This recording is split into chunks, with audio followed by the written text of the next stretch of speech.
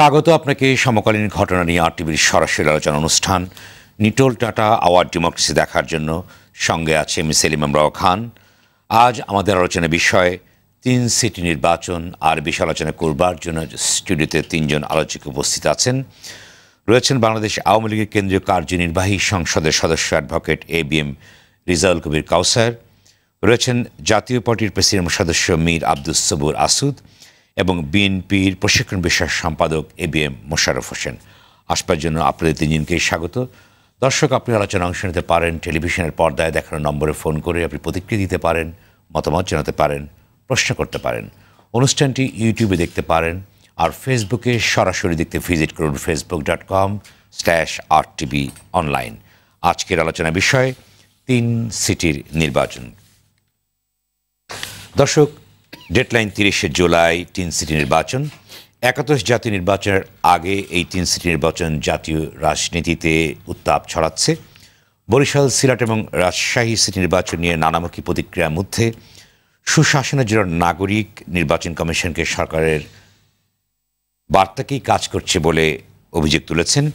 এই নির্বাচনে প্রতিদ্বন্দ্বী 2 রাজনৈতিক দলের মধ্যে চলছে অভিযোগ পাল্টা অভিযোগ। এরই মধ্যে আজ আওয়ামী লীগের সাধারণ সম্পাদক বলেছেন যে সংলাপ হতে পারে টেলিফোনে।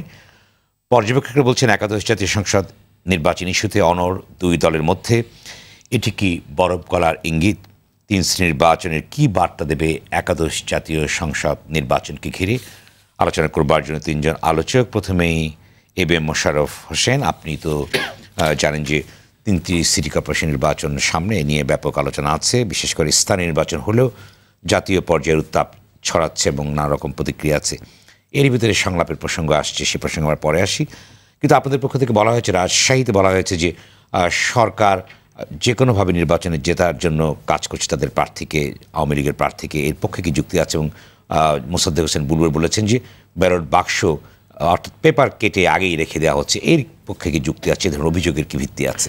ধন্যবাদ আপনাকে, ধন্যবাদ আমার সহ আলোচক এবং আরটিভির দর্শক শ্রোতাদেরকে। যে আগামী 30 জুলাই 3টি সিটি কর্পোরেশন নির্বাচন অনুষ্ঠিত হতে যাচ্ছে, এ নিয়ে রাজনীতির মাঠ গরম এবং অভিযোগ পাল্টা অভিযোগটা খুবই কম, অভিযোগটাই বেশি। বিশেষ করে বাংলাদেশ জাতীয়তাবাদী দল, আমরা যারা অভিযোগ করা হয়েছে যে বরিশালেও সিলেটের মতো তাদের যে কোনো ঘটনা ঘটাতে পারে বিএনপির সন্ত্রাসীরা।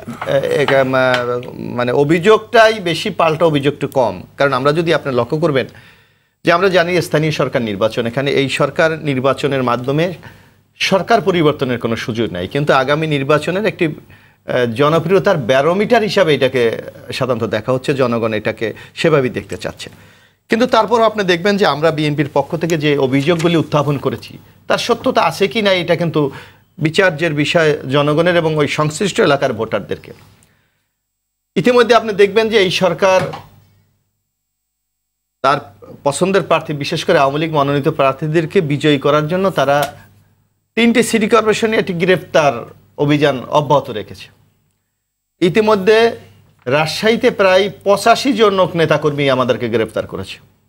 সিলেটে এই সংখ্যা প্রায় 18 থেকে 30-32-এর মতো। এবং আমি সর্বশেষ বরিশালের সাথে সন্ধ্যায় কথা বললাম। বরিশালে আজকে, বিশেষ করে এতদিন গতকাল পর্যন্ত মানে 21 জন না 22 জন ছিল, আজকে সন্ধ্যার পর থেকে এই সংখ্যা প্রায় 85-র উপরে চলে গেছে আজকে পর্যন্ত। যেখানে নির্বাচন কমিশন এবং প্রশাসনকে হাইকোর্টের থেকে নির্দেশনারা আছে যে সুনির্দিষ্ট মামলা ছাড়া কাউকে গ্রেপ্তার করা যাবে না। কিন্তু আপনারা লক্ষ্য করবেন যে সুনির্দিষ্ট মামলা হয়তো আওয়ামী লীগের পক্ষ থেকে বা সরকার পক্ষ থেকে নির্বাচন কমিশন থেকে বলা হচ্ছে সুনির্দিষ্ট, কিন্তু আমরা দেখেছি এই নির্বাচন শুরু হওয়ার পর ইতিমধ্যে প্রায় রাজশাহীতে 8টি নতুন মামলা হয়েছে, সিলেটে 5টি নতুন মামলা হয়েছে, বরিশালে তাও 5টার মতো মামলা হয়েছে। এই মামলাগুলির আসামির সংখ্যা প্রায় 500-র অধিক নতুন মামলা। যদি আপনারা হয়তো বলে যে পূর্বে যাদের নামে মামলা আছে, এগুলি কিন্তু সব নতুন মামলা। এবং সবচেয়ে মজার ঘটনা যেটি রাজশাহীতে ঘটছে, সিলেটে ঘটছে, যেটা একই গাজীপুর প্রজেক্ট যেটা ছিল সেমভাবে, যে আপনার রাজশাহী সিটি কর্পোরেশনের নির্বাচন হচ্ছে, আশেপাশে কিন্তু নির্বাচন হচ্ছে না। অথচ রাজশাহী থেকে আমাদের নেতাকর্মীদের ধরে নিয়ে পাশের যে থানাগুলি আছে সেই থানার পেন্ডিং মামলায় তাদেরকে গ্রেপ্তার দেখানো হচ্ছে। এবং রাজশাহী প্রশাসন বলছে এটা তো আমাদের ফাংশন না, অন্য জায়গা থেকে এসে ধরে নিয়ে যাচ্ছে। সুতরাং এইটা একটা নিউ প্রজেক্ট শুরু করেছে গভর্নমেন্ট, যে রাজশাহী, আমরা গাজীপুরে একই অবস্থা দেখেছিলাম যে আমাদের পুলিং এজেন্টদেরকে কেন্দ্রকে গ্রেপ্তার করে নিয়ে তাদেরকে কোনোটা হয়তো নরসিংদীর মামলা, নারায়ণগঞ্জের মামলা, টাঙ্গাইলের মামলা, ময়মনসিংহের মামলা এবং কি ঢাকা জেলার আশুলিয়ার মামলায় তাদেরকে গ্রেপ্তার দেখাচ্ছে। রাজশাহীতে কিন্তু একই অবস্থা বিরাজ করছে। এবং সেখানে আপনি দেখবেন যে যেখানে আমাদের যারা সংসদ সদস্য আছেন বা মন্ত্রীর মর্যাদায় বা সংসদ সদস্য, এরা কোথাও প্রচারে যেতে পারে না। অথচ রাজশাহীতে আওয়ামী লীগের 4 জন এমপি এখন পর্যন্ত প্রকাশ্যে নির্বাচন কমিশন চিঠি ইস্যু করা হয়েছে। আজকে ওমর ফারুক চৌধুরী নামক একজন উনি করেছে, তার ছবি সহ আজকে সোশ্যাল মিডিয়া আপনি দেখতে পাবেন। বরিশালে যিনি ওখানে মাননীয় সংসদ সদস্য এবং মন্ত্রীর মর্যাদা, উনি কিন্তু বরিশাল শহরে ঘুরে বেড়াচ্ছে একেবারে সরকারি প্রোটোকল নিয়ে। সুতরাং এমনিভাবে কিন্তু আজকে বাংলাদেশের নির্বাচনকে আজকে একটি চালাচ্ছে। এবং সবচেয়ে ব্যাপার আপনি দেখবেন যে সিলেটে আমরা দেখেছি, সিলেটে একটা হয়তো আমরা প্রশ্ন কথা হতে পারে, ওখানে জোটের বাইরেও আরেকজন প্রার্থী আছে, জোটের বাইরেও আরেকজন, রাজশাহীতে এবং বরিশালে 20 দলীয় জোট এবং সিলেটে 19 দলীয় জোট, জামাতের প্রার্থী বাইরে আছে। রাজশাহীতে কিন্তু জামাতকে যেখানে পাচ্ছে গ্রেপ্তার করা হচ্ছে, বরিশালে কিন্তু গ্রেপ্তার করা হচ্ছে। অথচ সিলেটের ব্যাপারে সরকার এখানে কিন্তু একটি দ্বিমুখী নীতি গ্রহণ করেছে এবং সেখানে জামাতের যিনি প্রার্থী আছে তার বিরুদ্ধে কিন্তু কোনো অভিযোগ সরকারের নেই এবং কোনো লোককে গ্রেপ্তারও করছে না। বরং আমরা দেখেছি কামরান সাহেবের অফিস ভেঙে দেওয়ার পরও সেখানে কোনো লোক গ্রেপ্তার হচ্ছে না। সুতরাং এই যে সরকারের একটি দ্বিমুখী নীতি, এইটা কিন্তু সাধারণ মানুষের মনে ব্যাপক জন্ম দিয়েছে। ধন্যবাদ রিয়াজুল করিম। আপনি বলুন যে গ্রেপ্তার আতঙ্কের কথা বলা হয়েছে, বিএনপির পক্ষ থেকে অভিযোগ করা হয়েছে এবং সিলেটে 3 মামলায় বিএনপির 241 জন আসামিকে গ্রেপ্তার করেছে, যেটা সর্বশেষ আমরা রিপোর্টটা দেখেছি। এই যে বিএনপি অভিযোগগুলো করছে, এর পক্ষে আপনার কি যুক্তি আছে, বিপক্ষে কি যুক্তি আছে? ধন্যবাদ আরটিভির দর্শকবৃন্দকে। রাজশাহী, বরিশাল এবং সিলেট 3 সিটি কর্পোরেশন নির্বাচন প্রায় শেষ পর্যায়ে। আগামীকাল নির্বাচনের প্রচারণা বন্ধ হয়ে যাবে। ইতিমধ্যে নির্বাচনের মেইন কাজগুলি শেষ হয়ে গেছে। আজকে যে বিষয়গুলো আলোচনায় এসেছে, যেহেতু এই 3টি সিটি কর্পোরেশন হওয়ার আগে খুলনা এবং গাজীপুরের সিটি কর্পোরেশন নির্বাচন হয়েছে। খুলনা সিটি কর্পোরেশন নির্বাচন 1 মাসে হয়েছে, কিন্তু গাজীপুর সিটি কর্পোরেশনে প্রায় 3 মাস, যেহেতু হাইকোর্টের একটা নিষেধাজ্ঞা ছিল। আমাদের বক্তব্য, এবং আজকেও বরিশালে একজন নির্বাচন কমিশনার স্পষ্ট বলেছেন, মাহবুব তালুকদার বলেছেন, যে কোনো দলের, যেহেতু এটা দলীয় নির্বাচন, এখন যে কোনো দলের যে কোনো অভিযোগ আমার গোচরে আনতে হবে। কিন্তু ওনারা এই মামলার বিষয়ে যেটা যাবো, যেটা খুলনাতে বলেছিলেন, গাজীপুরে, আমরা মনে করি গাজীপুর 64 জেলার লোক গাজীপুরে আছে, যেহেতু এখানে সারা দেশের ইন্ডাস্ট্রি, গার্মেন্টস সেক্টর, বিশ্ববিদ্যালয়, রিসার্চ ইনস্টিটিউট এটা ছিল। আমাদের বক্তব্য হলো, আমি তো প্রথমেই বলেছি যে নির্বাচন শেষ পর্যায়ে, কিন্তু বিএনপি যে কাজটা করতে চায়, নির্বাচনের প্রক্রিয়া না করে নির্বাচনকে বিতর্কিত করা, নির্বাচন কমিশনকে বিতর্কিত করে তোলা। কারণ আপনারা লক্ষ্য করে দেখবেন, রাজশাহীতে, যেটা খুলনা এবং গাজীপুরে হয় নাই, খুলনাতে প্রথম দিকে 2টা বোমা হয়েছে এবং গতকাল খুলনার বিএনপির মেয়রকে বলতে হয়েছে আমার উপর গুলিবর্ষণ হয় নাই। অর্থাৎ সারা রাজশাহীতে বলা হয়েছে বুলবুলকে গুলিবর্ষণ করা হয়েছে। মাইকে প্রচার করেছে পুরনো কায়দা, আমরা আগেও দেখেছি মাইকে কারা কি প্রচার করেন। মাইকে বলা হয়েছে, তাকে মিডিয়াতে এসে বলতে হয়েছে আমি সুস্থ আছি, আমার কোনো অ্যাটাক করা হয় নাই। এই যে নির্বাচনকে বিতর্কিত করার একটা প্রক্রিয়া, এটা থেকে আমাদের বেরিয়ে আসতে হবে। কারণ আমরা মনে করি এই বছর জাতীয় সংসদ নির্বাচন, একাদশ জাতীয় সংসদ নির্বাচন অনুষ্ঠিত হবে। আর যেহেতু সিটি কর্পোরেশন নির্বাচনগুলো দলীয়ভাবে হচ্ছে, দলীয় প্রতীকে হচ্ছে, এই কারণে ওনারা এই বিতর্কিত করার একটা ফর্মুলাতে নেমেছেন। কারণ আমরা স্পষ্ট বলতে চাই, নির্বাচনী আইনের বিতর্কিত করার কারণটা কি মনে করেন আপনি? যে কারণটা প্রথমত হলো যে ওনাদের রাজনৈতিক সক্ষমতার অভাব। আপনি তো লক্ষ্য করেছেন, খুলনা এবং গাজীপুরে তারা অনেকে এজেন্ট দিতে পারেন নাই, না দিয়ে বলেছেন আমরা নাকি এজেন্টকে ধরে নিয়ে গেছি। তারপরে যে একটা কথা বলেন রাত্রেবেলা সিল মারা, এটা তো চিন্তা করা যায় না, কিন্তু ওনারা বলে যাচ্ছেন। মোসাদ্দেক হোসেন ফালি বলেছেন, হ্যাঁ, এটা চিন্তা করা যায় না। আমরা মনে করি আমাদের এই খুলনা এবং গাজীপুরে আপনি তো লক্ষ্য করে দেখেছেন প্রায় 60% ভোট পড়েছে। আমরা মিডিয়ায় দেখেছি পুরুষ ভোটার, মহিলা ভোটারদের বিরাট লাইন, বয়স্ক ভোটাররা এসেছেন। তারা যে ভোট দিয়েছেন তাদেরকে ওনারা অস্বীকার করতে চান যারা ভোট দেন নাই? কিন্তু একটি সংগঠন কাউসার আপনি বলুন যে সরকারের বার্তা দিয়ে কাজ করছে, ইসি, এটা সুজন বলেছে, এ প্রসঙ্গে আপনার কোনো মতামত আছে কিনা? যদি সুজন সুশাসনের জন্য ইডব্লিউজি এবং সুজন ওনারা কিন্তু নির্বাচনের কোনো নিবন্ধিত কোনো পার্ট না। ওনারা আপনার ইডব্লিউজি আপনি জানেন গাজীপুরের নির্বাচনের পর একটা রিপোর্ট দিয়েছিল যে 46% কেন্দ্রে অনিয়ম হয়েছে এবং তারা কিন্তু প্রকাশ্যে ক্ষমা চেয়েছেন যে আমাদের এই তথ্যটি ভুল ছিল। না, প্রেস কনফারেন্স করে বলেছে, প্রেস ক্লাবে প্রেস কনফারেন্স করে বলেছে যে এটা তথ্য সঠিক। আমাদের একটা বিদেশি মহলও কথা বলেছে এবং টক শোয়ের একটা আলোচনা ছিল যে গাজীপুরে 46% ভোট কেন্দ্রে অনিয়ম হয়েছে। আসলে হলো তারা 415টি ভোট কেন্দ্রের মধ্যে 129টা ভোট কেন্দ্রে গিয়েছে। 129টা ভোট কেন্দ্রে ওনারা দেখেছেন 6 জনকে ঢুকতে দেওয়া হয় নাই, 5 জন জাল ভোট দিয়েছে, 2 জনকে বের করে দেওয়া হয়েছে, এই ধরনের কথা অভিযোগ। এটাকে ওনারা সামারি করে বলেছেন যে 46% অনিয়ম হয়েছে। কিন্তু এটা কিন্তু জাতীয় প্রচারে ছিল। ইডব্লিউজি এটা ক্ষমা চাওয়ার পরে এটা হয়েছে। ঠিক একইভাবে সুজনও আপনি লক্ষ্য করে দেখেছেন যেসব বক্তব্য রাখতে চায়। কারণটা কি? আমরা মনে করি আমাদের যারা নিবন্ধিত রাজনৈতিক দল, আমাদের এখন 40টা নিবন্ধিত রাজনৈতিক দল, এই যে বিএনপি এবং জাতীয় পার্টি, ওনারা কিন্তু দীর্ঘদিন রাষ্ট্রীয় ক্ষমতায় ছিলেন। ওনারা ইলেকশন করে আইন তৈরি করেছেন, সবই জানেন। এমন না যে তারা নতুন দল, আইন কিভাবে করতে হয় কিভাবে হয় না ওনারা জানেন না। আমাদের কথা হলো, আমি বরিশালের নির্বাচন কমিশনের ধরে বলতে চাই যে ওনাদের যদি নির্বাচনে কোনো সমস্যা হয়ে থাকে, কারণ স্পষ্ট বলতে চাই 30 তারিখ নির্বাচন, 30 তারিখ যদি কোনো সমস্যা হয় প্রিজাইডিং অফিসারের কাছে অভিযোগ করতে হবে। যদি 30 তারিখের আগে কোনো অভিযোগ হয় অ্যাসিস্ট্যান্ট রিটার্নিং অফিসার বা রিটার্নিং অফিসারের কাছে অভিযোগ জানাতে হবে। যদি সেখানে অভিযোগ না হয় নির্বাচন কমিশনে অভিযোগ জানাতে হবে। এবং আমার ধারণা আমরা নির্বাচন কমিশনে গিয়েছিলাম, বিএনপির একটা প্রতিনিধি নির্বাচন কমিশনে গিয়েছিল এবং নানা বিষয়ে কথা বলেছেন। আজকে আমাদের বাংলাদেশ আওয়ামী লীগের সংগ্রামী সাধারণ সম্পাদক উনি বলেছেন আমরা বিরোধী দলের সাথে আমাদের টেলিসংলাপ হতে পারে, ওনারা যে কোনো ব্যাপারে টেলিফোনে আলাপ করতে পারে। এই প্রশ্নে আমরা বিস্তারিত আলোচনা করব। মীর আব্দুস সবুর আসাদ, আপনি কি মনে করেন যেখানে বিএনপি একজন প্রার্থী বলেছেন যে আগে লুকিয়ে রাখা হবে সিল মারা ব্যালট, যেটা বলেছেন হেডমাস্টারের রুমে বা বিভিন্ন জায়গায় কথা বলেছেন, সুনির্দিষ্টভাবে বলেছেন।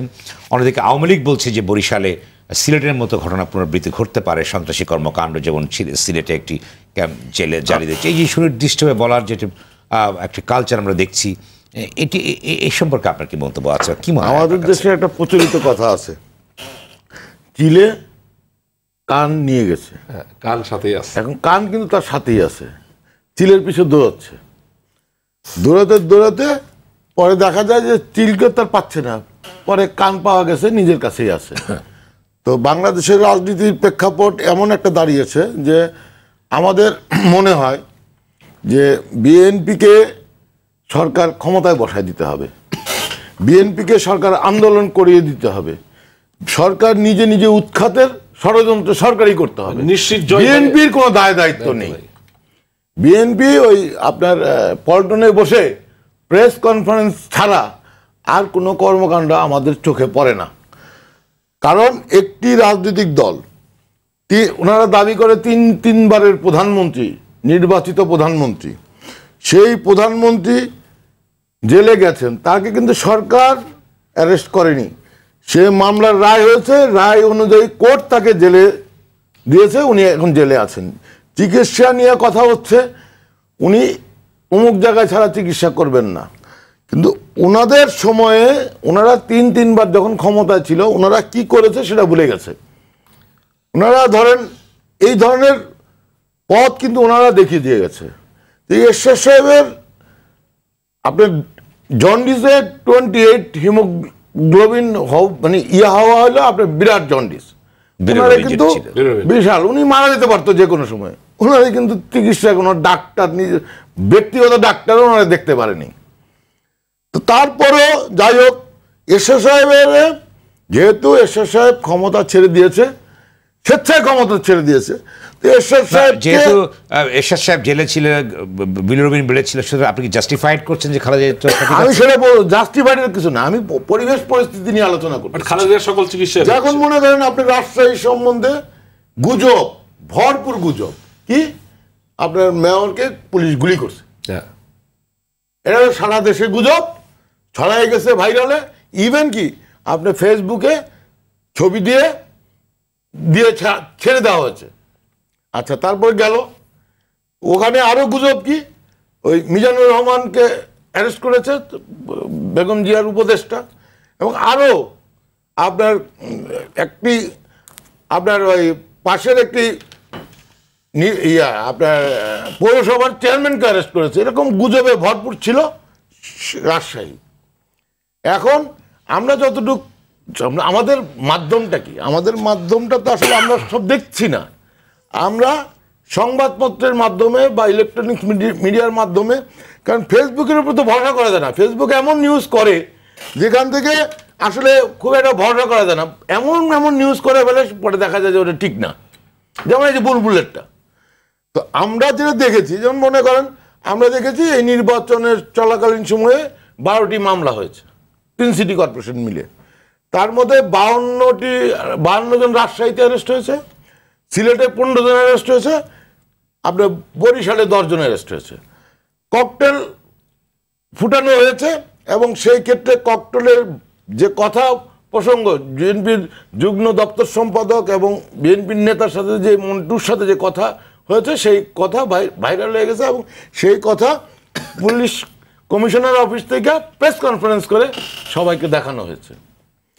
আর সিলেটের অবস্থাটা কিন্তু, সিলেটের রাজনৈতিক পরিবেশ কিন্তু সবসময় সহনীয় পর্যায়ে, কখনো কিন্তু গন্ডগোল টন্ডগোল বা নির্বাচনে কারচুপির কথা শোনা যায়নি।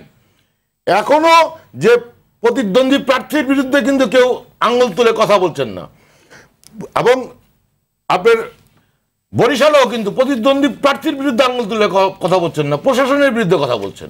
প্রশাসন কার? আমি সেটা বলতেছি না, প্রশাসন তো সরকার, দল নির্বাচন, আর দল তো আওয়ামী লীগ, দল তো আওয়ামী লীগ, প্রার্থী হলো আওয়ামী লীগের, সরকারের প্রার্থী তো না। যেহেতু সরকার পরিচালনা করছে আওয়ামী লীগ, সেখানে কিছু সুবিধা সরকার পাবেই। আপনারা যে সরকারে থাকতে কিছু সুবিধা নেন নাই তা তো না। আপনারা যখন সরকারে ছিলেন, আমরাও যখন সরকারে ছিলাম, কিছু যে সুবিধা নেই তা তো না। তো সরকার আর বিরোধী দলের মধ্যে ডিফারেন্সটা কি? বিরোধী দল আন্দোলন করবে, প্রতিবাদ করবে, প্রতিহত করবে, আর সরকার সেটা প্রশাসন দিয়ে ম্যানেজ করবে। কিন্তু আজকে কি আমরা যে বিরোধী দল আমরা দেখেছি, 90 সালে বিরোধী দল দেখেছি, আমরা 96 সালে বিরোধী দল দেখেছি, আমরা 2001 সালে বিরোধী দল দেখেছি, আমরা 2006 সালে বিরোধী দল দেখছি, 8 সালে বিরোধী দল দেখছি। আজকে কি সেরকম বিরোধী দল দেখা যাচ্ছে? তো একটা জিনিস, আমরা বলি আজকে কি সেই বিরোধী দলটা দেখা যাচ্ছে? আমরা হলাম পজিটিভ বিরোধী দল। আমরা বাংলাদেশের রাজনীতিতে নতুন কনসেপ্ট উপহার দিয়েছি, যেটা বাংলাদেশে কোনোদিন হয়নি। আমরা সরকারে আমাদের 3 জন মন্ত্রী আছে, আমরা বিরোধী দলের, আমাদের সিনিয়র কো চেয়ারম্যান বিরোধী দলের নেত্রী, আমাদের চেয়ারম্যান মাননীয় প্রধানমন্ত্রীর দূত।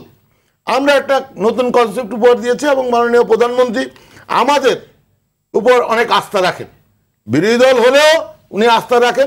আপনি কি বলতে চাইছেন যে বিএনপি তার পারফরমেন্স যেটি পালন করতে পারছে না? বা আমার মনে হয় বিএনপি কে কেউ ঘরে এনে ক্ষমতায় বসাবে না। ক্ষমতায় আচ্ছা, আমি একটা বিষয়, যেসব মোশাররফ ভাই একটা কথা বলেছেন যে রাজশাহী এবং বরিশালে কিছু এমপিকে দেখা যাচ্ছে। আপনি জানেন যে আমাদের এখন সংসদ চলছে না, আমাদের সৈয়দপুর এবং রাজশাহী ট্রানজিট পয়েন্ট। কেন ওনাদেরকে ওই বেঙ্গলে যেতে গেলে ওনাদের সৈয়দপুর বা রাজশাহী যেতে হয়, কোথাও ওনাদেরকে কোনো এমপিকে দেখা যায় না। আর আপনি বরিশালে যে কথাটি বললেন, যার কথা বললেন, ওনাকে দৃশ্যমান কোথাও দেখা যায় না। উনি ওখানকার না, এটা যদি বলেন আমি তথ্যভিত্তিক চ্যালেঞ্জ করতে পারি, ওনাকে কোথাও দেখা যাচ্ছে না। ধন্যবাদ। তারপর পাশাপাশি আমি যে কথাটি বলতে চাই যে রাজশাহীতে বুলবুল সাহেব কি করেছেন নিশ্চয় শুনেছেন। আর আমরা রাজশাহীতে বলতে চাই, আমাদের যে প্রার্থী এইচএম খায়রুজ্জামান লিটন, আপনারা জানেন বঙ্গবন্ধুর ঘনিষ্ঠ সহচর কামরুজ্জামান সাহেবের ছেলে, জাতীয় 4 নেতার একজন, যাকে 75-এর পরে 3রা নম্বর জেলখানায় হত্যা করেছিল। এই লিটনকে বাইকে বহুবার বলা হয়েছিল এমপি ইলেকশন করার জন্য, কেন এমপি ইলেকশনগুলো উনি মন্ত্রী হতে পারতেন। উনি কিন্তু বরাবর বলেছেন না, আমি রাজশাহী থাকবো। কেননা এটা কিন্তু সুস্পষ্ট যে লিটন ভাই যখন মেয়র ছিল তখন কিন্তু রাজশাহীতে একটি দৃশ্যমান উন্নয়ন হয়েছে। আমরা শুধু রাজশাহী বলবো না, বরিশাল তখন হিরণ ভাই ছিল, একটা দৃশ্যমান পরিবর্তন হয়েছিল। সিলেটও তাই। দেখ, দুর্ভাগ্যজনকভাবে আমরা 2013 সালে নির্দলীয় নির্বাচনে আমরা পাশ করতে পারিনি। আমরা মনে করি এবারের নির্বাচনে জনগণ এবং এই এলাকার ভোটাররা সেই ভুলটা করবে না, কারণ জননেত্রী শেখ হাসিনার নেতৃত্বে বাংলাদেশে এখন উন্নয়ন দৃশ্যমান, এটা বলার অবকাশ রাখে না, এবং সিটি কর্পোরেশনও হবে, এবং সেই আলোকে আবার আসবো রাজিকুল কাউসার। মোশাররফ হোসেন, আপনি কি মনে করেন যে আপনারা প্রতি নির্বাচনে কিন্তু একটা উদ্বেগ উৎকণ্ঠার ভিতরে থাকেন এবং অসংখ্য অভিযোগ আপনাদের থাকে, এবং আপনারা আবার বলেন যে জনগণ আপনাদের সঙ্গে আছে, তাহলে বিষয়গুলো নিয়ে কেন আপনারা জনসম্পৃক্ত ইস্যুগুলোকে সামনে তুলে কেন না আমরা যে অভিযোগ করছি এই অভিযোগগুলো তো আপনাদের মিডিয়ায় প্রচারিত হচ্ছে। আজকে কাছার ভাই বলছে যে আমরা এরকম ঘটনার সাথে জড়িত না। গাজীপুরে 26শে জুলাই নির্বাচন হয়েছে, 28শে জুলাই আপনার প্রথম আলো, ডেইলি স্টার, মানবজমিন সহ বাংলাদেশের অধিকাংশ প্রিন্ট মিডিয়া যদি আপনি দেখেন কিভাবে এজেন্টদেরকে কেন্দ্র থেকে ধরে নিয়ে কোথায় রাখা হয়েছে, তাদের নাম, পরিচয়, কেন্দ্রের নাম সব 48 জনের একটি অনুসন্ধানী প্রতিবেদন সেদিন কিন্তু পত্রিকা নির্বাচনগুলো স্থগিত করা হয়েছে। না 48 আমি বলি আপনার 48 জন এজেন্ট, কারণ আপনি যে কথাটা 425টি কেন্দ্রে তো সাংবাদিক সবাইকে যাওয়া আসা সম্ভব না, এটা একটা সিম্বলিক রিপোর্ট। সেখানে আপনি দেখবেন আর যে কথাটি কাসার ভাই বলেছে যে এই যে বলে নাই আপনাদের এই যে আরটিভির নিউজ যদি আমি দেখি, আরটিভির নিউজই আমি দেখাচ্ছি যে এই অনিয়মের মধ্যে রয়েছে জোর করে ব্যালট ব্যাপারে সিল মারা ভোট কেন্দ্রের 40 গলের মধ্যে এজেন্টদের কাছে গাজীপুরে আরটিভির নিউজ, আপনাদের এই নিউজের আমার কাছে এই ক্যাপশন এটি কত পার্সেন্ট, কত শতাংশ? এটা 46.5%। 129টি কেন্দ্রের মধ্যে 46.5% অনিয়ম হয়েছে। 129টা ব্যাখ্যা আছে না, 129টা বলা আছে এখানে, 129টি।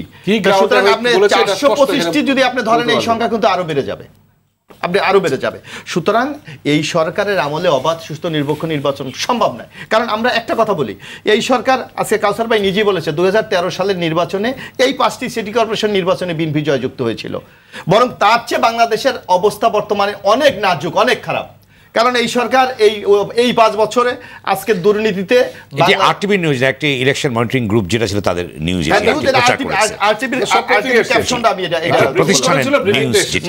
ব্রিফিংটা এসেছে যে এটা এই দুর্নীতি এই এত পার্সেন্ট হয়েছে। এখন আপনাকে এটা বলি, কাসার ভাই বলেছে যে আমরা ওই সময় 5টি সিটি কর্পোরেশন নির্বাচনে আওয়ামী লীগ পরাজিত হয়েছে। তা আজকে বাংলাদেশের এমন কি পরিস্থিতি তৈরি হয়েছে যে পরিস্থিতিতে আওয়ামী লীগকে জনগণ ভোট দেওয়ার করে দেন? কারণ এই সরকারের আমলে জনগণের কথা বলার কোনো রাইট নেই। বিরোধী দলের মিছিল মিটিং সমাবেশ বন্ধ করে দেওয়া হয়েছে। সারা বাংলাদেশে একটি বাকশালী কায়দায় একদলীয় শাসন চালিয়ে দিচ্ছে। আজকে ব্যাংক থেকে শুরু করে এই সরকার, আগে শুনেছিলাম ব্যাংকের রিজার্ভ চলে যায়, এখন সোনা চলে যায়, কয়লাও চলে যায়। না, এগুলো কিন্তু তথ্যভিত্তিক না, এগুলো তথ্যভিত্তিক। সরকার ব্যাখ্যা দিয়েছে বাংলাদেশ ব্যাংক এত অশিক্ষিত লোক যে 8-এর জায়গা 4 নাকি ভুলে 8 লিখে ফেলেছে। বাংলাদেশ ব্যাংকের মতো একটা ইন্টেলেকচুয়াল জায়গা থেকে যে বলে যে 8-এর জায়গা 4-কে ভুলে 8 লিখে ফেলছে, এই ব্যাখ্যা কি বাংলাদেশের মানুষ বিশ্বাস করবে? আজকে বড়পুকুরিয়া কয়লা প্রায় 227 কোটি টাকার কয়লায় উদয় হয়ে গেছে, সরকারের কাছে কোনো খবর নেই, বিএনপির আমলে নাকি শুরু হয়েছে। তাইলে আপনারা 10 বছর কি চালু করেছেন? 2005 সাল থেকে শুরু হয়েছে। এইসব থিওরি নতুন আপনারা তৈরি করছেন জনগণকে বিভ্রান্ত করার জন্য। 10 বছর পর আপনারা এখন শুধু হুঁশ হয়েছে যে বিএনপির আমলে নাকি এটা শুরু হয়েছে।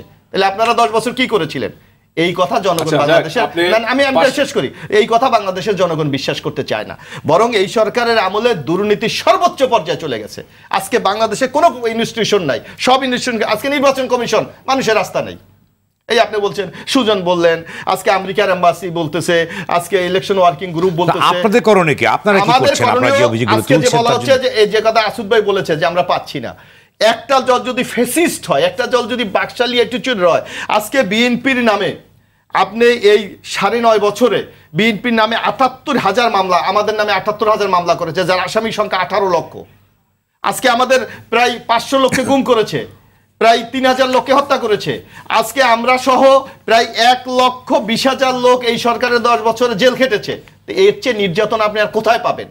আজকে ভোট হচ্ছে না, রাত্রে ভোট দখল হয়ে যাচ্ছে।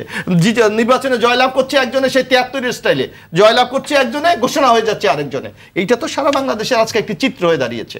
সুতরাং এই অবস্থা থেকে মুক্ত একটা ফেসিস্ট দল যদি একটা ফেসিস্ট হয়ে যায়, সেই আজকে আসুদ ভাই বলেছে আমরা জানি বিরোধী দল সরকারের সমালোচনা করবে, সরকারের ভুল। আজকে বিরোধী দল আর সরকারি দল একাকার হয়ে গেছে। বিরোধী দলের লোক আজকে বিরোধী দল আজকে মন্ত্রী হয়ে গেছে। মোশাররফ, আবার আসবো একটি বিরতির পর আবার আসবো। আমাদের বিশ্বের ইতিহাসে বিরতিতে যেতে হবে মোশাররফ, আমি সময় দিতে পারছি না আপনাকে। দয়া করে আমার লোকদেরকে মন্ত্রিসভা থেকে বিরতিতে যাবো, এরপর আবারও আসবো আলোচনা বিরতির পরে। দর্শক, সময় হলে বিরতির। আপনারা দেখছেন আলোচনা অনুষ্ঠান নিটল টু টাওয়ার ডেমোক্রেসি। ফিরছি শীঘ্রই, সঙ্গেই থাকুন।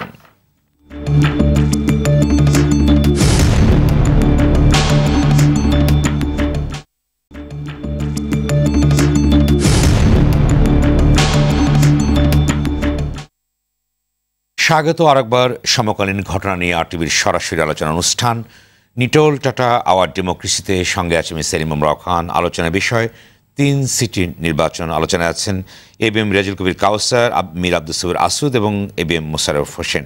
আব্দুল সবির আসুদ, আপনি বলেন যে অভিযোগ পাল্টা অভিযোগ চলছে। আমরা কিছুক্ষণ আগে আলোচনায় দেখলাম যে দুই পক্ষেরই ব্যাপক অভিযোগ আসে সিটি কর্পোরেশন নির্বাচনের পরিস্থিতি নিয়ে, পরিবেশ নিয়ে।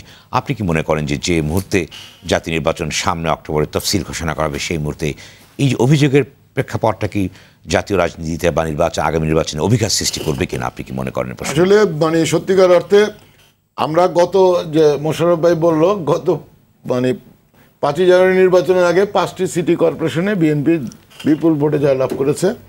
এবং বিএনপি তখন বলছে যে ভোটের আগে বলছে কারচুপি হবে, ভোটের পরে বলছে যে আরো বেশি ভোটের ব্যবধানে আমরা জয়লাভ। কারচুপি হয় নাই, আরো বেশি ভোটের ব্যবধানে জয়লাভ করতাম যদি কারচুপি না হতো। তারপরে 5ই জানুয়ারি নির্বাচনে বিএনপি অংশগ্রহণ করলো না। যে অংশগ্রহণটা করলে বিএনপি আজকে এই দেশের রাজনৈতিক শূন্যতা হতো না। আজকে বিএনপির মতো একটা দল, এটা তো অস্বীকার করার কিছু নাই, সুস্থ গণতান্ত্রিক পরিবেশে থাকাটা প্রয়োজন, এটা অস্বীকার করার কিছু নাই। কিন্তু তারা নিজেরা যেভাবে ছোট থেকে ছোট হয়ে যাচ্ছে, এটা কিন্তু আসলে আমাদের ভবিষ্যৎ রাজনীতির জন্য একটা হুমকি। যাই হোক, আমরা মোশাররফ ভাই আমাদের কর্মকাণ্ড নিয়ে কথা বলেছেন এবং আমাদের কর্মকাণ্ড যে আমরা বিরোধী দলে থেকে সরকারে আছি, পৃথিবীর অনেক দেশে আছে। যুক্তরাষ্ট্রে ছিল, যুক্তরাজ্যে ছিল, আপনার গিয়ে ইভেন জার্মানিতে ছিল, পাকিস্তানে ছিল, বহু দেশে এরকম আছে বিরোধী দল থেকে সরকারের মন্ত্রিত্ব থেকে সরকারকে গঠনমূলক সমালোচনা করা। আমরা সেটা করতেছি এবং আমাদের এই ব্যাপারে কোনো আক্ষেপও নেই, কারণ আমরা তো লাভবান। মনে করেন আমরা আমাদের উপনির্বাচনে আমরা জয়লাভ করেছি উলিপুরে, আমরা গাইবান্ধা আওয়ামী লীগের একটি সিট আমরা জয়লাভ করেছি, আমরা রংপুরের মেয়র নির্বাচনে বিপুল ভোটে জয়লাভ করেছি। আমরা বুঝি কোথায় আমরা আমাদের সমর্থক আছে, কোথায় আমরা জয়লাভ করতে পারবো, সেটা আমরা বুঝি। আমরা সেটা সেই কারণে আমরা যেখানে প্রতিদ্বন্দ্বিতা করতে পারবো সেখানে আমরা নির্বাচন করব। আর বরিশালের ব্যাপারটা অন্যরকম। আমাদের মহাসচিবের বাড়ি হলো বরিশাল।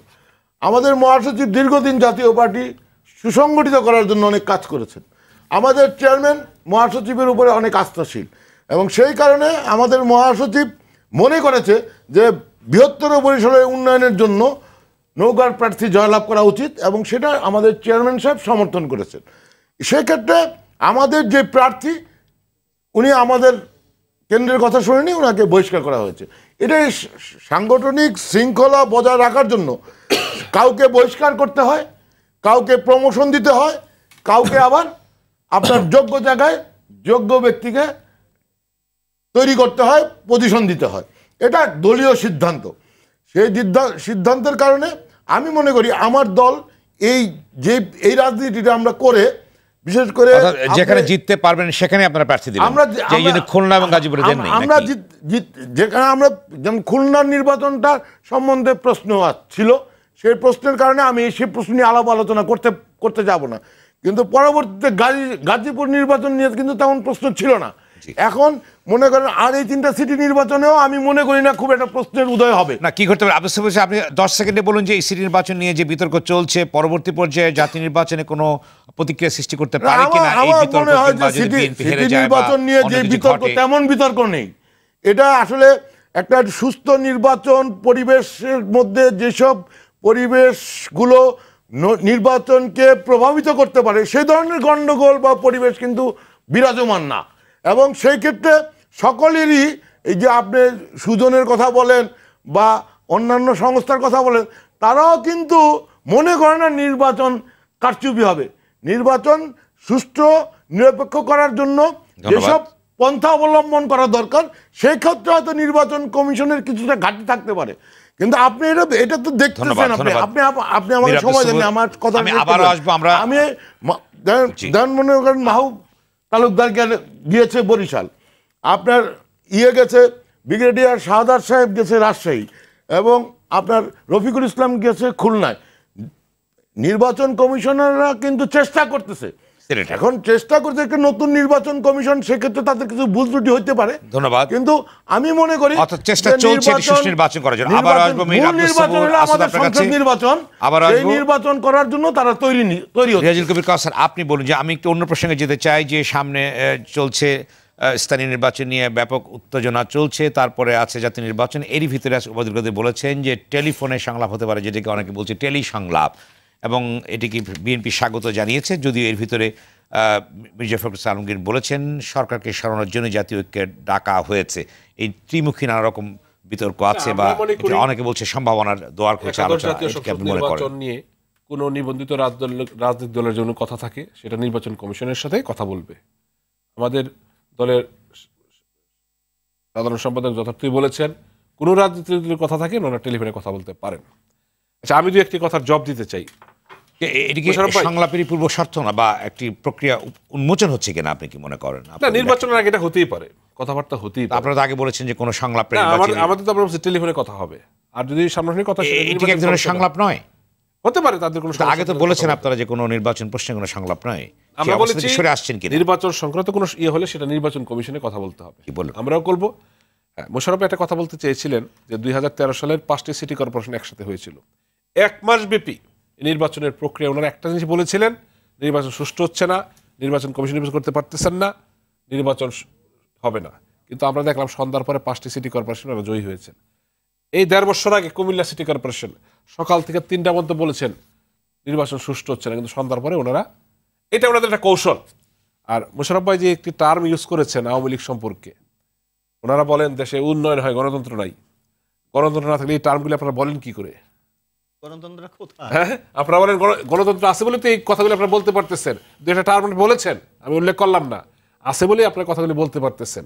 শোনেন, আপনারা যে ইস্যু করতে চান, আপনারা গাজীপুর ইস্যু করেছিলেন বেগম খালেদা জিয়া এতিমের টাকা আত্মসাৎ করে একটি দালিলিক মামলায় জেলখানায় আসছেন। এটা কোনো রাজনৈতিক মামলা না, এটা স্বীকার করতে হবে। এটাকার সাক্ষী প্রমাণে কিন্তু মামলা রায় হয় নাই, এটা দালিলিক প্রমাণে তার রাজনৈতিক প্রভাবে হয়েছে। না, শোনেন, কোর্টকে মানতে হবে। আপনাদের জানো লয়াররা, ওনাদের বলি কিন্তু ওনার এই হচ্ছে। দেখ, আমি সেদিকে যাবো না, আমি সে বলতে চাই, আমাদের দেশে যেহেতু এখন স্থানীয় সরকার নির্বাচনগুলো দলীয়ভাবে হচ্ছে, যেমন গত সিটি কর্পোরেশন নির্দলীয় ছিল, কিন্তু সবকিছু দলীয় সিদ্ধান্তে হতো, সেটা সম্মান করেই তো আমাদের সরকার এগুলো দলীয়ভাবে করার জন্য আইন পাশ করেছে। আমরা বলতে চাই, এই 3টা সিটি কর্পোরেশনে ওই ভোটাররা সিদ্ধান্ত নেবে কাকে করবে, কিন্তু আপনারা এই কমিশনকে, নির্বাচন প্রক্রিয়াকে বিতর্কিত করার চেষ্টা করবেন না। আমার 42টা টিভির চ্যানেলের 26টা চ্যানেল বলতেছে নির্বাচন একরকম হচ্ছে, আপনারা বলতেছেন একরকম হচ্ছে। এই জন্য আমরা বলি, আপনাদের 2014 সালে 5 জানুয়ারি নির্বাচনের পর আপনারা যে রাজনৈতিক সক্ষমতা হারিয়েছেন, সেই নির্বাচনকে প্রতিহত করতে গিয়ে যা করেছেন আগর সন্ত্রাস, সেই সন্ত্রাস কারণ। আর পাশাপাশি আমরা স্পষ্ট বলতে চাই, জননেত্রী শেখ হাসিনার নেতৃত্বে আমরা এই ডিসেম্বরে 71 জাতীয় সংসদ নির্বাচন অনুষ্ঠিত হবে। আমরা স্পষ্ট বলতে চাই, এই 47 বছরের বাংলাদেশে যা কিছু অর্জন হয়েছে বঙ্গবন্ধুর সময়, আর তার পরবর্তী তার কন্যা জননেত্রী শেখ হাসিনার নেতৃত্বে, এই ধারা নিয়েই আমরা আগামী সংসদ নির্বাচনে জনগণের কাছে যাবো। উনিও স্পষ্ট বলেছেন, আপনি হয়তো লক্ষ্য করেছেন, আমাদের তৃণমূলের কতগুলি সম্মেলন হয়েছে, উনি স্পষ্ট বলেছেন আমি কি করেছি, এগুলি নিয়ে আপনারা জনগণের কাছে যাবেন, জনগণ যে সিদ্ধান্ত নিয়ে আমাকে ভোট দেবে, আমি ক্ষমতায় থাকবো না থাকবো না। ধন্যবাদ। স্পষ্ট করে বলেছেন এবিএম মোশাররফ হোসেন, আপনি বলুন। আমি আপনাকেও একটি প্রশ্ন করতে চাই, সেটি হচ্ছে যে জাতীয় ঐক্য ডাকা হয়েছে সরকারকে সরানোর জন্য, অন্যদিকে আবার সংলাপের যেটি সাধুবাদ জানিয়েছেন আপনাদের একজন নেতা, যেটা নজরুল ইসলাম খান। এই যে দুটি অবস্থান আপনাদের বিপরীতমুখী, এটি কেন? না, বিপরীতমুখী এটা বলা যাবে না। আপনি লক্ষ্য করবেন, রাজনৈতিক দলের নিজস্ব কিছু কর্মসূচি সবসময় থাকে, কারণ এই সরকারের দুর্নীতি, এই সরকারের অবিচার, এই সরকারের নিপীড়ন নির্যাতনের বিরুদ্ধে বিএনপির কিন্তু একটি ধারাবাহিক আন্দোলন চলছে। যে আন্দোলন মোকাবেলা করতে, ধরনের আন্দোলন চলছে সেটি এই যে আজকে প্রতিনিয়ত বিএনপি চেষ্টা করছে মিছিল, মিটিং, সমাবেশ করার মাধ্যমে এই সরকারের অপকর্মগুলি জনগণের কাছে তুলে ধরতে, যার সেই এই সরকারের বিরুদ্ধে আন্দোলন করতে গিয়ে কিন্তু আমাদের নেত্রী বেগম খালেদা জিয়াকে সম্পূর্ণ রাজনৈতিকভাবে একটি মামলায় আজকে কারাগারে রাখা হয়েছে। এখানে কায়সার ভাই অ্যাডভোকেট মানুষ, উনি নিশ্চয়ই জানার কথা, আমি বিশ্বাস করি উনি জানেন যে বেগম খালেদা জিয়া কোনো এতিমদের টাকা মারার জন্য তাকে কিন্তু জেলে দেওয়া হয়নি। এটা না না কোর্টে প্রমাণিত, কোর্টে প্রমাণিত হয় না। আপনি যদি বিচারকের রায়ের কথাটা আপনি পড়েন, আমি একটু বিচারপতির রায় যদি আপনি শোনেন, সেখানে স্পষ্ট বলা হয়েছে যে অরফানেজ ট্রাস্টের 2 কোটি টাকা সুদে আসলে বর্তমানে 6 কোটি টাকা হয়ে ব্যাংকে গচ্ছিত আছে। এখানে আমি একটু শেষ করে দেই, এখানে শুধু ব্যাংকের টাকা এক অ্যাকাউন্ট থেকে আরেকটা ট্রান্সফার হয়েছে, যেটা পদ্ধতিগত কিছু ভুল, কিন্তু টাকা আত্মসাৎ হয়েছে। আপনাদের মতো যারা উকিল, যারা আইনের প্রতি শ্রদ্ধাশীল, তারা যদি বলেন যে টাকা মেরে খেয়েছে, এটা দুঃখজনক। ট্রান্সফার হবে কেন? না, আমি ওইটা পরের ব্যাপার। সেইটা টাকা হবে কেন? অ্যাকাউন্টে যেতে এবং কেন হবে? না না শুনেন, আপনি কেন হবে? প্রাইম মিনিস্টার প্রাইম মিনিস্টার কেন হবে? এটা কি বাংলাদেশের লতে করেছে? অবশ্যই এটা লতে আছে, লয়ের মধ্যে তো সেটা দুর্নীতির মধ্যে পড়ে, লয়ের মধ্যেই পড়ে, প্রাইম মিনিস্টার পারে, লয়ের মধ্যে পড়ে। এইটা সেই তার টাকা ব্যাংকে গচ্ছিত ছিল, সেই টাকা যে কর দেওয়া হয়নি, সেটা পরে ব্যাংক যখন জানানো হলো সেই টাকা আইন অনুযায়ী দেওয়া হয়েছে। এতিমের টাকা? কিসের এতিমের টাকা? 1 টাকা তো 2 কোটি টাকা 6 কোটি কথা বলে তো জিয়াউর রহমান সাহেবের নামে টাকা সিদ্ধান্ত দিয়েছে, অর্ধেক টাকা আপনাদের খুলনা বিভাগে খরচ করেছে। উচ্চ আদালতে এটা বিচারাধীন আছে, আমরা এটা কথা না বলি। টাইমার কি আমার এটা উচ্চ আদালতে বিচারাধীন আছে, না আমরা এটা কথা না বলি। আজকে আমরা নির্বাচনের মধ্যে থাকি। আপনি বলুন যে আমরা নির্বাচনে আপনারা যে 3টি সিটি নির্বাচন হচ্ছে, এই সিটি নির্বাচনে আপনারা যে অভিযোগগুলো আনছেন বা যদি আশঙ্কা আপনাদের সত্য হয়, তাহলে জাতীয় নির্বাচন নিয়ে আপনাদের কোনো ভাবনা আছে কিনা? যেটা না, জাতীয় নির্বাচন তো আমরা স্পষ্ট বলে আমরা বলেছি যে এই 3টি সিটি কর্পোরেশন নির্বাচন আমাদের দলের পক্ষ থেকে বলা হয়েছে আমরা দেখতে চাই। কারণ এই সরকারের অধীনে অবাধ, কারণ যে কথাটি কায়সার ভাই বলেছে সংবিধান অনুসারে, এই সংবিধান তৈরি করেছে 50 সংসদের মাধ্যমে। তারা পরিবর্তন করতে হবে। সরকার প্রশাসনকে সম্পূর্ণ দলীয়করণ করেছে, তাদের সক্ষমতা নাই। এদের দ্বারা একটি অবাধ সুষ্ঠ নিরপেক্ষ নির্বাচন হতে পারে না। আমরা অবশ্যই আন্দোলন, আমরা আছি এবং আমরা বিশ্বাস করি আগামী দিনে একটি অবাধ সুষ্ঠ নিরপেক্ষ নির্বাচন হওয়ার জন্য যা যা দরকার ইনশাআল্লাহ সেটা করেই আমরা আগামী দিনে নির্বাচন। ধন্যবাদ। আমাদের আর শোনাতে পারছি না কাউকে। ধন্যবাদ আপনাদের সবাইকে আলোচনায় অংশ নেওয়ার জন্য। আপনারা যারা টেলিভিশনের পর্দা এবং ফেসবুকে আলোচনা শুনছেন, আপনাদেরকে ধন্যবাদ জানিয়ে রাখি। নিটোল টাটা ও ডেমোক্রেসি অনুষ্ঠানটি সপ্তাহের শুক্র, শনি এবং রবিবার সম্প্রচার হয়। দেখার আমন্ত্রণ। সবাই ভালো থাকুন, সুস্থ থাকুন, নিরাপদে থাকুন।